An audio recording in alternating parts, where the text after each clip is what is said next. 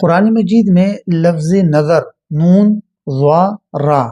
اس کے تقریباً 4 معنی ہے یا 4 مختلف مفاہیم کے لیے یہ لفظ استعمال ہوا ہے۔ سب سے پہلا جو اس کا مشہور معنی ہے دیکھنا، جیسے کہ سورۃ القیامہ کی آیت نمبر 22 اور 23 میں ہے کہ وجوہ یومئذ ناظرہ الی ربہا ناظرہ،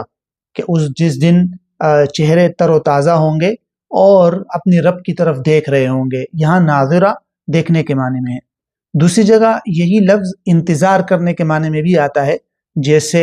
سورہ نمل کی آیت نمبر 35 کے اندر 35 میں ہے کہ وَإِنِّي مُرْسِلَةٌ إِلَيْهِمْ بِهَدِيَّةٍ فَنَاظِرَةٌ بِمَا يَرْجِعُ الْمُرْسَلُونَ،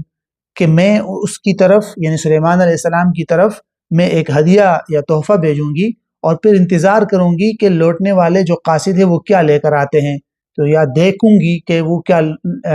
لے کر آتے ہیں۔ تو یہاں انتظار کے معنی میں بعض مفسرین نے اس کو لیا ہے۔ تیسرا معنی اس کا ہے غور و فکر کرنا، جیسے قرآن مجید کی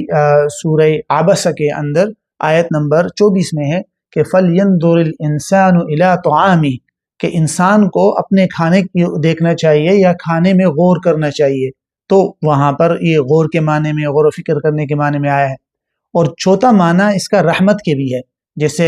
سورہ آل عمران کی آیت نمبر 77 کے اندر اللہ تعالیٰ فرماتے ہیں کہ وَلَا يُكَلِّمُهُمُ اللَّهُ وَلَا يَنْظُرُ إِلَيْهِمْ يَوْمَ الْقِيَامَةِ، کہ قیامت کے دن اللہ تعالیٰ نہ ان سے بات کریں گے اور نہ ان کو نظر رحمت سے دیکھیں گے۔ تو یہاں دیکھنا کو کچھ مفسرین نے رحمت کے معنی میں لیا ہے کہ یہاں صرف دیکھنا مراد نہیں، آنکھ کا دیکھنا، یہاں یہ مطلب ہے کہ اللہ تعالیٰ ان پر کوئی نظر کرم نہیں کریں گے، رحمت